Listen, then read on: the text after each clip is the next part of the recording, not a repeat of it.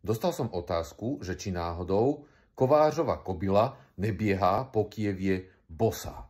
A teda, že či autor knihy Poriadok v hlave náhodou nemá v hlave neporiadok a ak ho tam má, tak ako si ho upratuje.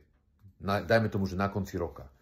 Tak my ako ľudské bytosti sme tvory mnohorozmerné. Takže ak niekto sa napríklad tak ako ja vyzná v argumentácii alebo v tom, ako dobre poskladať argumentačnú líniu alebo spraviť dobre prezentáciu nejakého plánu, tak to nie nutne znamená, že má poriadok aj v iných veciach, ako je napríklad kalendár, časový manažment, že odpisuje na všetky maily, keď mu prídu, alebo že keď má nejaký nápad, tak ho dokáže nielen vymyslieť, ale aj dotiahnuť do konca.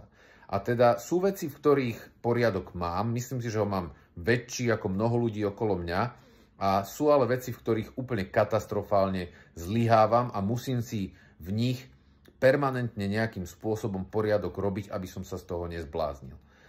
A keď sa blíži koniec roka, tak sa samozrejme snažím pozrieť na to, že čo bolo v tom roku nové, akým spôsobom mi to zapadá do vecí, s ktorými som pracoval alebo nad ktorými som rozmýšľal dovtedy a vytvárať si v hlave nejaké nové spoje. A hovorí sa tomu kontexty a tiež je to obsahom knižky Poriadok v hlave, ktorá už medzi tým vyšla aj v českom preklade a máte možnosť si ju kúpiť na českom trhu.